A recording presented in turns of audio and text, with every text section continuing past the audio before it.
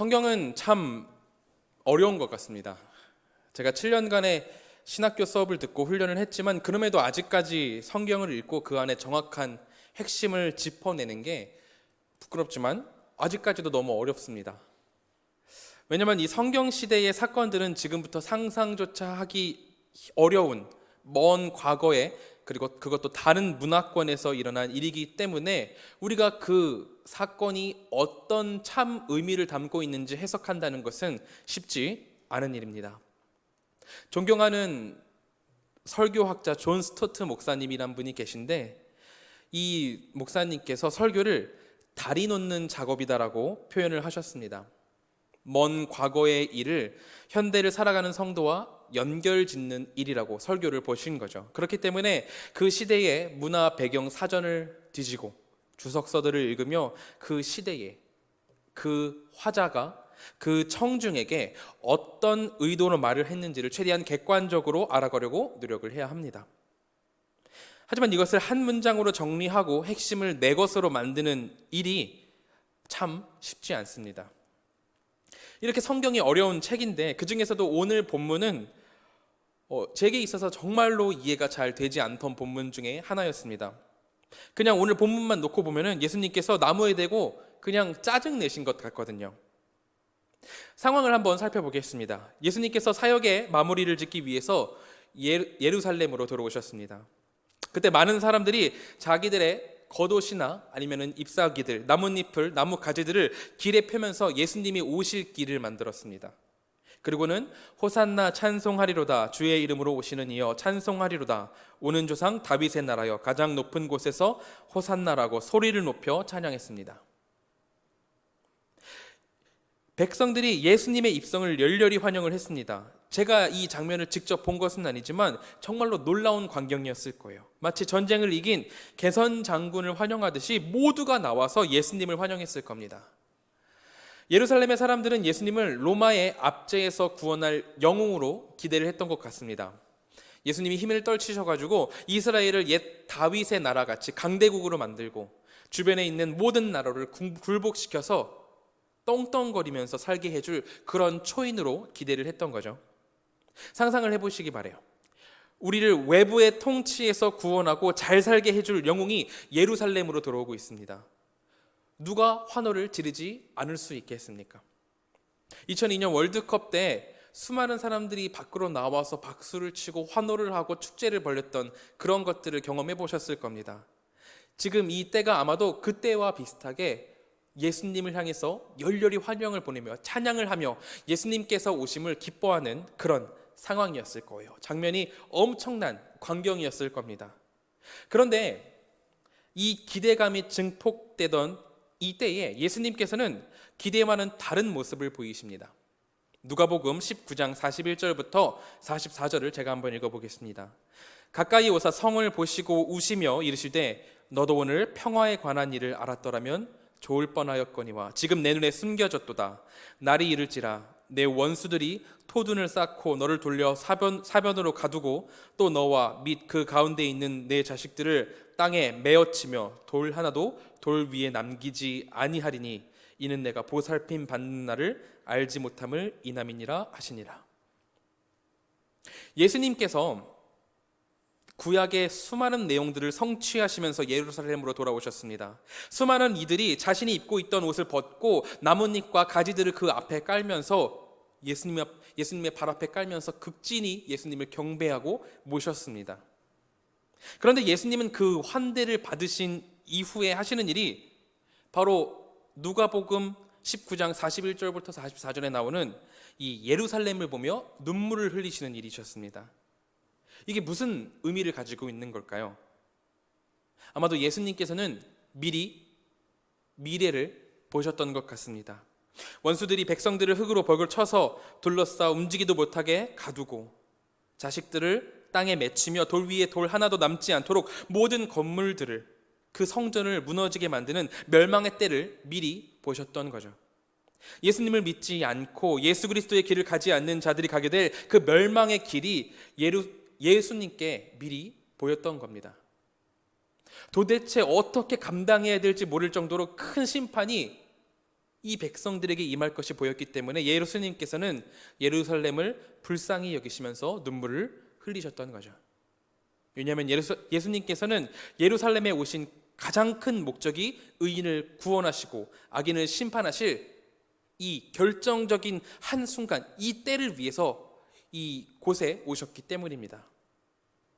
이 사건들이 있은 후에 예수님께서 예루살렘에 들어오시고 예루살렘을 보면서 우시고 이 사건들이 있은 후 그 다음날 벌어진 사건이 바로 오늘의 본문입니다.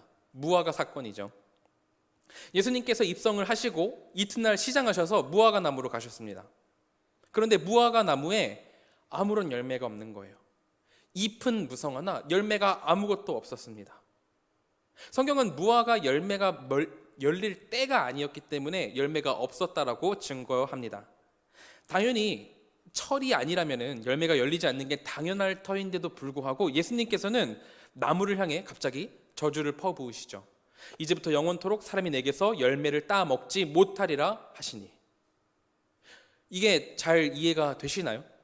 예루살렘 입성 때 엄청난 환대가 있었습니다. 그리고 그 다음 이야기가 예수님께서 예루살렘을 보시고 눈물을 흘리시는 이야기였어요. 그러더니 갑자기 예수님이 열매가 없다고 나무에 가셔가지고 무화과 나무에 가셔가지고는 열매가 없다고 나무를 저주하시는 이야기가 나옵니다. 그냥 성경을 보면은 이 세 개의 사건들이 전혀 연결이 되지 않습니다. 어떤 흐름으로 이렇게 진행이 되는지 잘 이해가 되지 않아요. 그렇기 때문에 자유주의 성경학자들이나 아니면 성도가 아닌 사람들, 비그리스도인들은 이 이야기를 보고 예수님을 매도하곤 합니다. 열매가 맺을 때도 아닌데 거기서 열매를 찾고 열매가 없다고 무화과 나무에 화풀이를 하는 게 이상해 보이긴 하잖아요. 그래서 예수님이 십자가에 달리기 얼마 안 남은 때라서 예수님이 굉장히 예민해 있었기 때문에 예민하게 반응하신 거다. 이런 식으로 자유주의 학자들이 해석을 하기도 하고, 어떤 이들은 예수님을 감정 조절도 못하는 성격 파탄자라고 매도하기도 합니다. 하지만 그런 해석이 맞을까요? 당연히 아니겠죠. 방금 다뤘던 세 개의 사건 중 앞에 두 사건, 예수님께서 예루살렘에 입성하신 이야기, 그리고 눈물 흘리신 이야기까지 두 사건은 일관된 중심 주제를 가지고 있습니다. 바로 우리 예수 그리스도께서 메시아라는 것입니다. 종말에 관한 메시지를 담고 있다는 거예요. 예루살렘의 주민들은 예수님을 로마의 압제에서 풀어줄 세상의 구원자로 봤지만, 세상의 영웅으로 봤지만, 예수님은 현세의 작은 나라 하나만을 구원하러 오신 게 아니었습니다. 예수님은 모든 인간의 죄를 도말하실 모든 인류의 구원자로 오셨어요. 종말의 때에 당신의 백성들을 모두 구원하실 메시아로 오셨습니다. 예수께서 예루살렘으로 들어오심에는 사람들의 기대보다 더 큰 의미가 담겨 있었다는 겁니다. 이 온 세상의 구원자, 메시아, 종말의 때에 예수 그리스도를 믿어야만 그 길로, 예수님의 길로 천국으로 하나님의 백성이 될 수 있다는 큰 의미를 담고 있다는 거였어요. 그리고 예루살렘을 향해 눈물을 흘리시는 것도 종말론적인 시선에서 예수님께서 종말을 미리 보시고 마지막 때에 의인들은 구원을 받겠지만 그렇지 못한 백성들에 대한 가슴 아픔이 담겨 있었던 겁니다. 그러므로 앞에 두 사건 뒤에 나오는 이 무화과 사건도 메시아와 종말의 때를, 이 키워드를 염두를 해두고 우리가 해석할 수 있어야 됩니다. 메시아이신 예수 그리스도의 시선과 종말의 때에 예루살렘에 어떤 일이 일어날지에 대한 이해를 가지고 이 사건을 해석을 해야 한다는 거죠. 단지 예수님께서 배가 고프셔가지고 무화과 나무에 가셔서 열매를 얻으려고 갔다가 없으니까 무화과 나무에게 저주를 퍼붓고 화를 내시는 그런 간단한 내용이 아니라는 겁니다. 그러므로 예수님께서 왜 하필이면은 철도 아닌 때에 무화과 나무로 가셨는지를 알아봐야 합니다. 예수님께서도 이 나라에서 나셨고 지금이 무화과 때가 아니라는 것은 아마도 잘 알고 계셨을 거예요. 30살 동안 이 지역에 계셨잖아요. 그러니까 예수님께서도 철이 아니라는 것은 잘 알고 계셨을 겁니다. 그럼에도 무화과에 가까이 가셔서 사건을 만들어내시고 이를 통해서 우리에게 어떤 이야기를 하신다는 것은 굉장한 의미가 있습니다. 통상적으로 무화과 나무는 이스라엘에게 매우 친숙한 나무입니다. 선악과 열매를 먹어서 눈이 밝아진 아담과 하와에게 맨 처음으로 입히신 옷이 바로 무화과 나뭇잎을 엮어서 만든 옷이었습니다. 치마였습니다. 인류의 시작에서부터 무화과 나무가 이스라엘과 함께 했습니다. 이스라엘이 있던 이 팔레스타인 지역 어디를 가도 무화과 나무는 흔한 나무였습니다. 우리가 주변을 둘러보면 은행나무를 보고 소나무 나무를 보듯이 이 팔레스타인 지역, 예수님이 계셨던 이 지역에서는 눈을 돌리면 무화과 나무가 서 있는 게 당연한 거였어요. 그리고 그 열매는 자주 그냥 근처 그냥 심심치 않게 먹던 그런 간식거리였습니다. 그렇게 우리는 성경에서 이스라엘 백성들, 이 하나님의 백성들을 무화과로 비유하는 것을, 무화과 나무로 비유하는 것을 보게 됩니다. 호세아 9장 10절에는 이렇게 나와 있습니다. 옛적에 내가 이스라엘을 만나기를 광야에서 포도를 만남같이 하였으며 너희 조상들 보기를 무화과 나무에서 처음 맺힌 열매를 봄같이 하였거늘 그들이 바알보울에 가서 부끄러운 우상에게 몸을 드림으로 저희가 사랑하는 우상같이 가증하였도다. 여기 호세아서에서 성경은 하나님의 백성들을 포도와 무화과 나무로 비유하고 있습니다. 미가서 7장 1절에서도 이렇게 나와 있습니다. 재앙이로다 나여 나는 여름 과일을 딴 후와 포도를 거둔 후 같아서 먹을 포도송이가 없으며 내 마음에 사모하는 처음 익은 무화과 나무가 없도다라고 하시며 이스라엘 백성들을 무화과로 비유하고 계십니다. 왜 우리가 이미지로 나라를 비유할 때가 있잖아요. 이미지로 나라를 말을 할 때가 있습니다. 보통 불곰, 이게 인터넷에 유행하는 건데 불곰국 이렇게 말을 하면은 러시아를 말하는 겁니다.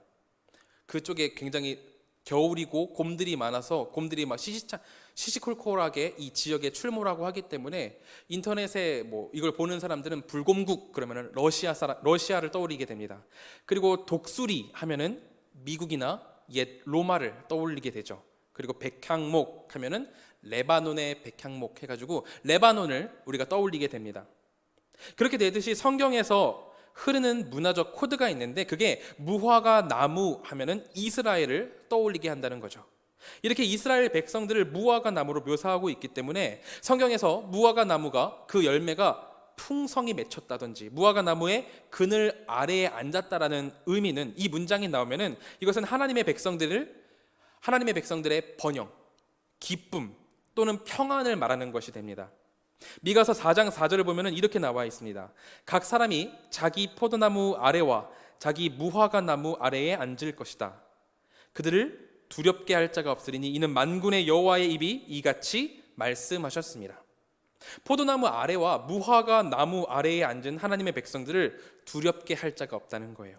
하나님께서 말씀하셨고 하나님께서 지키기로 하셨으니 이 무화과 나무 아래에 앉은 이스라엘 백성들은 평화를 누릴 것이란 거죠.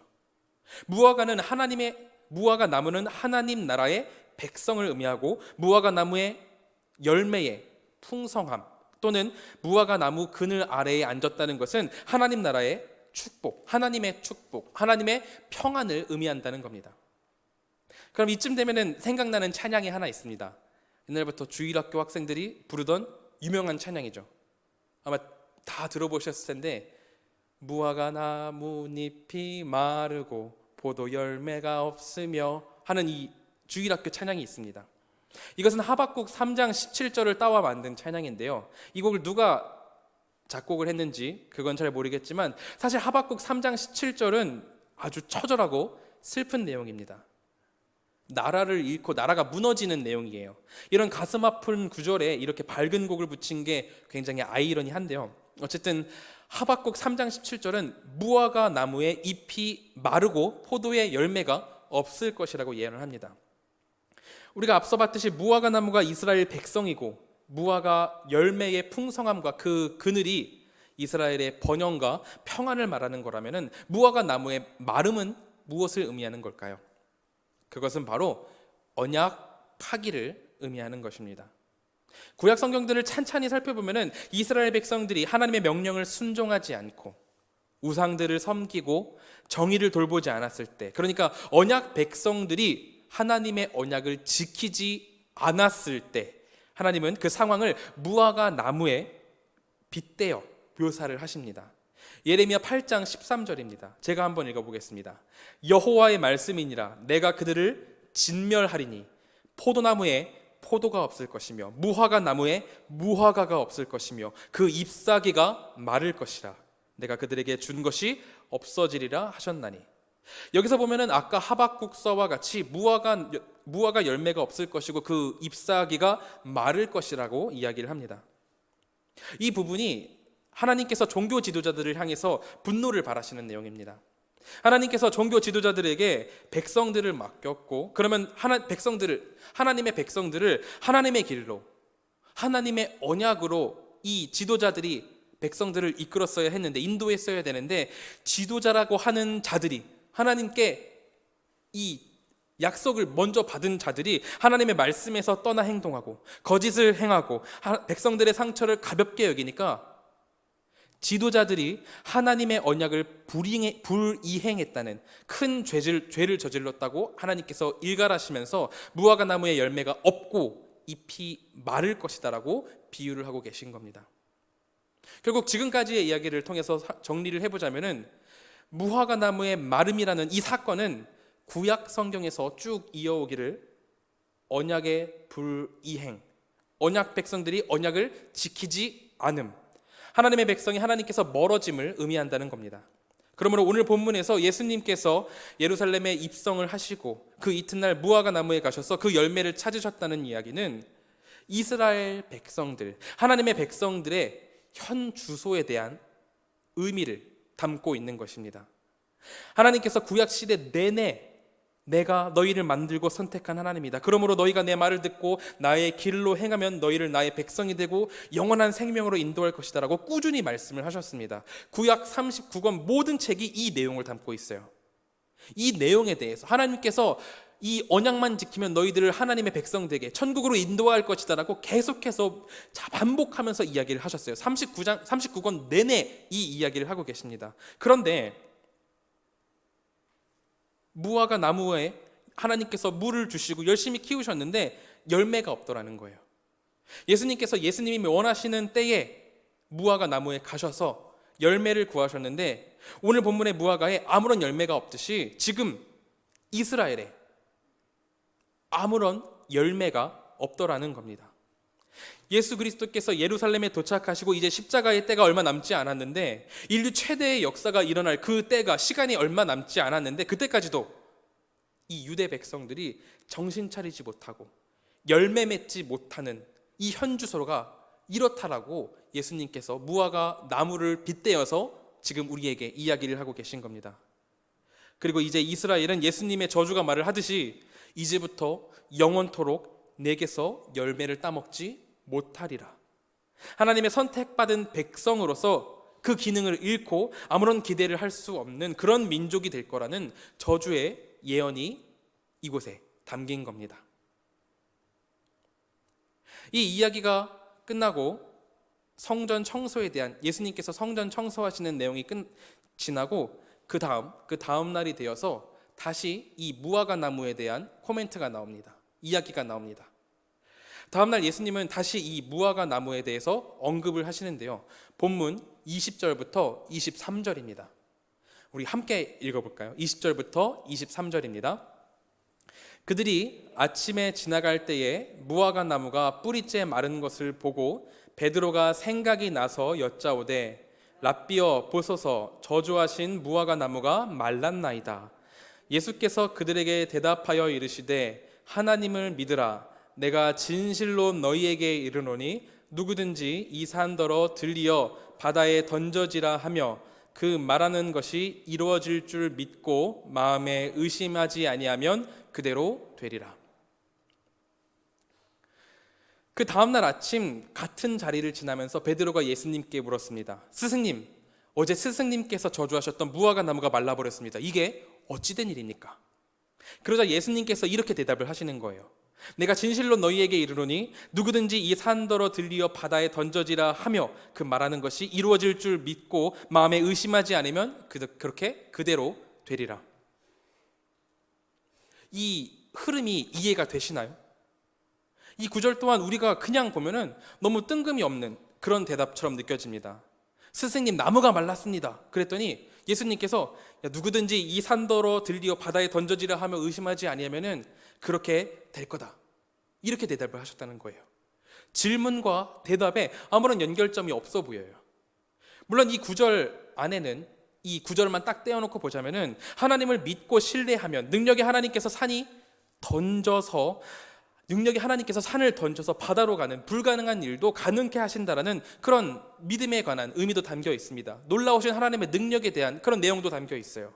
한치의 의심이 없이 하나님께서 하실 것이라는 그것을 믿고 신뢰한다면 하나님께서는 능치 못할 것이 없으시기 때문에 하나님의 뜻에 따라 하나님의 때에 하나님께서 분명히 그 일을 들어주실 것이라는 것을 믿습니다라는 그 고백이 기본적으로 깔려 있어요.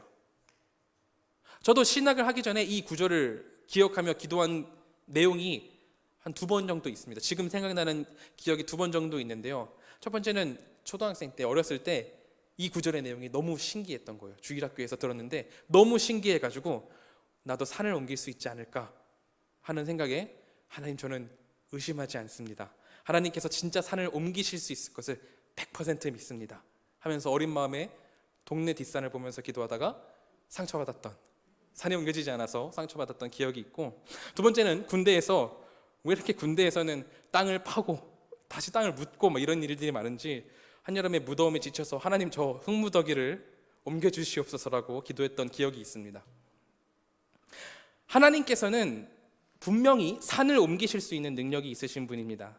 세상을 창조하시고 모든 질서를 만드신 분이 우리 하나님이시기 때문에 그분께는 불가능이 없으시고 위대하신 능력의 하나님이신 것을 우리가 믿고 있습니다. 하지만 예수께서 산더러 바다에 던져지라 하는 이 구절을 우리에게 어려운 일이 있으면 주문처럼 외워라 하고 단지 어떤 주문의 형태로 하나님 믿습니다 이렇게 하라고 던져주신 게 아니라는 거예요. 그러지 않으셨을 거예요. 그러므로 우리는 이 구절을 해석할 만한, 이 구절을 제대로 해석을 해야 하는 장치를 발견해야 되는데, 그 장치가 앞에 있었던 무화과 나무 사건에 있다는 겁니다.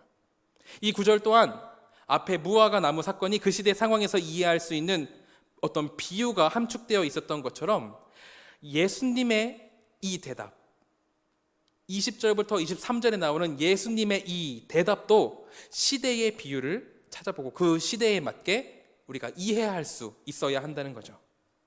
성경에서 산은 기본적으로 세력이나 권세를 의미합니다. 그리고 또한 하나님의 임재를 의미하기도 하죠.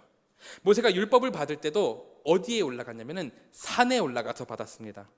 그리고 하나님이 선택하신 모세 외에는 그 산에 오를 수가 없었어요. 얼씬도 할 수 없었습니다. 성전도 산 위에 세워졌습니다. 오라 우리가 하는 찬양 아시죠? 그 구절도 아시죠? 오라 우리가 여호와의 산에 올라 하나님의 전에 이르자. 이렇듯 산은 하나님의 임재를 뜻하고 하나님 임재의 최고의 상징인 성전을 뜻합니다. 그리고 여기서 더 이어져서 성전이 어디에 있냐면은 예루살렘에 있잖아요. 그러므로 산은 성전이 있는 예루살렘을 의미하기도 합니다. 그러므로 예수님께서 산을 던지시겠다는 의미는 하나님의 임재를 다른 곳으로 옮기시겠다는 의미와 같은 것입니다. 그런 의미가 담겨 있다는 거예요. 특별히 오늘 본문에서는 예수님께서 예루살렘에 계시기 때문에 유대를 대표하는 하나님의 산인 이 예루살렘에서 이 산을 던져서 다른 곳으로 옮기시겠다는 의미를 담고 있다는 거예요. 그럼 이 산이 어디로 가느냐? 바다로 옮겨진다는 거예요. 바다는 그럼 어떤 곳일까요? 바다는 구약 성경 전체적으로 부정한 것을 의미할 때가 많이 있습니다. 하나님을 대적하는 악한 권세가 주장하는 곳으로 비춰지죠. 그렇기 때문에 산이 하나님의 임재라면은 바다는 그 반대인 하나님의 결혈을 의미했고, 그러므로 바다는 하나님이 없는 민족, 이방인들을 의미했습니다. 그리고 무엇보다 이 예루살렘에서 볼 때 바다라고 하면은 바다가 하나밖에 없어요. 어디면은 갈릴리 바다를 의미하거든요. 이 갈릴리가 북이스라엘에 있었기 때문에 이 예루살렘을 바다로 던진다, 이렇게 말을 하는 것은 예루살렘을 갈릴리로 던진다는 의미도 되는 겁니다. 하나님의 이 임재, 하나님의 임재가 가득했던 이 성전을 유대 민족으로부터 이방인들로 옮기겠다는 말씀을 예수님께서 하고 계신 겁니다. 유대 종교 지도자들은 하나님이 맡기신 백성들을 혹세무민하고 자신들도 지지 못할, 자신들도 매지 못할 무거운 관습들로 백성들을 무겁게 만들었습니다. 백성들을 짐지웠습니다. 그리고 자신들은 손도 하나 까딱하지 않으면서 백성들을 잘못된 길로 인도했어요. 그렇기 때문에 예수님께서는 유대가 언약의 길을 떠나 악한 길로 가고 있기 때문에 이제 그 모든 것들을 파기해버리고 구원을 이방인들에게도 이방인에게로 넓히겠다는 선포를 이곳에서 하고 계신 겁니다. 이제부터 구원은 혈통에 있는 것이 아니라 너가 유대인이냐 유대인이 아니냐 거기에 구원이 있는 것이 아니라 율법을 지키고 율법을 지키지 않고 그 행위에 있는 것이 아니라 믿음으로 진짜 하나님을 바라보고 따르는 자에게 주어지게 될 것이라는 엄청난 의미를 이 무화과 나무를 통해서 이 비유를 통해서 우리에게 보여주고 계시다는 거예요. 우리는 이 놀라운 은혜의 최고 수혜자들입니다. 한국이라는 아주 작은 나라, 이스라엘하고는 8,000km나 떨어져 있는 이 비행기로는 10시간이나 걸리는 이 작은 나라에서 복음을 듣고 예수 그리스도를 입으로 시인하며 우리 하나님을 찬양하고 예배할 수 있는 은혜를 입었습니다. 이건 정말로 놀라운 기적이죠. 이 모든 것이 예수님께서 새로운 질서를 만드셨기 때문입니다. 마태복음 20장 16절에 이런 구절이 있어요. 이와 같이 나중된 자로서 먼저 되고 먼저 된 자로서 나중되리라. 먼저 하나님께 초청을 받고 하나님의 길을 따랐던 유대인들은 하나님이 아니라 자신들의 종교에, 자신들의 관습에 취해서 하나님의 길을 떠나버렸습니다. 그들은 우리보다 먼저 하나님을 알았지만 예수 그리스도의 새로운 질서를 거부하고 떠나버렸기 때문에 먼저였던 그들은 나중이 되고 나중이었던 우리는 그들보다 앞서 예수 그리스도께 나아갈 수 있게 된 겁니다. 우리는 이 사실을 기억해야 합니다. 예수 그리스도께서 십자가에 돌아가심으로 이 땅에 새로운 질서가 세워졌어요. 사단은 도저히 침투할 수 없는, 이길 수 없는 새로운 질서가 굳건하게 이 땅 가운데 섰습니다. 이것을 굳게 믿고 따랐던 우리 조국 교회는 비록 나중에 속하는 이방인들이었지만 최선을 다해 하나님의 사람으로 살아가고자 노력을 했습니다. 세상의 질서는 버리고 예수 그리스도의 질서 가운데 살기 위해서 최선을 다해서 살아왔습니다. 그대로 살기 위해서 노력했어요. 그 모습들을 우리가 책에서 느낄 수 있어요. 책에서 볼 수 있습니다. 그들이 얼마나 하나님의 질서대로 살기 위해서 노력했는지, 예수 그리스도의 질서대로 살기 위해서 얼마나 노력했는지를 우리는 역사책들을 통해서 볼 수 있습니다. 그래서 그들은 풍성한 무화과 열매를 맺어 예수님이 보시기에 기쁜 삶, 예수님이 보시기에 흡족한 삶을 살았습니다. 그런데 우리는 그 상태에 익숙해져서 예수님의 질서가 아니라 세상의 질서를 따르기 시작했습니다. 지난 수요일에도 제가 말씀을 드렸지만 바리새인들이 처음부터 그렇게 목이 곧고 백성들을 힘들게 하는 사람들이 아니었습니다. 그들의 시작에서는 이방 문화들과 섞이지 않기 위해서 뼈를 깎는 노력이 있었다는 걸 볼 수 있어요. 이방 문화와 분리되어 순수성을 지키기 위해서 노력하는 자들이었어요. 바리새인이라는 이름이 분리된 자라는 의미를 가지고 있을 정도로 이방 종교 문화에게서 분리되기 위해서 노력하는 자들이었습니다. 그래서 그들은 풍성한 열매를 맺게 되었고 하나님께서는 바리새인들이 그 시대의 중요한 요직을 잡도록 하셨고 정말로 많은 이들이 바리새인이 되도록 허락을 하셨습니다. 하지만 그 모든 것들이 익숙해져 버린 바리새인들은 결국 어떻게 되었나요? 율법이 아닌 수많은 관습들을 만들어내가지고 백성들이 힘겹게 지게 만들고 더 돋보이기 위해서, 내가 더 경건하고 내가 더 하나님께 가까이 가는 사람이라고 더 돋보이기 위해서 경문띠를 일정한 크기로만 만들면 되는데 더 크게, 더 넓게 만들어가지고 하고 다니고, 옷 귀퉁이에 수를 보고 하나님께서 나를 기억하고 너희들이 회개하고 너희들이 경각심을 가지라고 이 옷 귀퉁이에, 내 귀퉁이에다가 수를 달도록 하나님께서 명령하셨는데 내가 더 잘 지킨다는 의미로 그 옷수를 길게 하고 화려하게 만들고 멋들어지게 만들고, 하나님께서 명령하셨던, 하나님께서 주셨던 그 모든 명령들을, 그 의미들을 퇴색되게 만들었습니다. 우리는 여기서 우리의 모습들을 볼 수 있어야 합니다. 물론 지금 시대 자체가 교회를 공격하고 단 하나의 진리를 인정하지 않고 나도 진리고 너도 진리고 쟤도 진리고 하면서 우리 모두가 진리하면서 다원성을 강조하면서 복음 하나만의 진리를 가지지 못하도록 복음을 퇴색시키고는 있지만, 중요한 것은 우리 교회 또한 세상에 좋은 영향력을 끼치지 못하고 있는 것 또한 사실입니다. 이 모습을 예수님께서 보셨을 때 오늘 본문의 무화과처럼 우리가 잎만 무성하고 열매는 하나도 없는 그런 모습이 아닐지 우리는 우리를 경각심을 보고 지켜봐야만 합니다. 잎사귀가 무성한 것처럼 우리의 양적인 크기는 커졌을 수 있어요. 이 나무에 잎사귀는 무성하게 달렸던 것처럼 우리의 양적인 크기 자체는 커졌을 수 있습니다. 하지만 진정한 하나님의 백성으로 묘사할 수 있는 이 열매가 없다면은 예수님께서 무화과 나무를 마르게 하셨듯 우리를 어떻게 벌하실지 우리는 알 수 없습니다. 하나님께서는 오래 참으시는 분이지만 벌을 내리지 않으시는 분은 아니시기 때문입니다. 그러므로 사랑하는 한가람 성도 여러분, 우리가 너무나도 어려운 시기를 같이 걸어가고는 있지만 우리의 본분을 따라서 담대하게 예수 그리스도를 따라 세상 질서를 쳐내고 하나님의 질서를 따라 살아가는 우리가 되기를 소망합니다. 우리는 세상과는 다른 질서를 살아가는 사람들입니다. 예수 그리스도를 믿음으로 이전에는 없었던 새 인류로 지으심을 받았어요. 이것을 항상 기억하며 어디에서나 그리스도인으로 살아가는 우리가 되기를 간절히 소망합니다.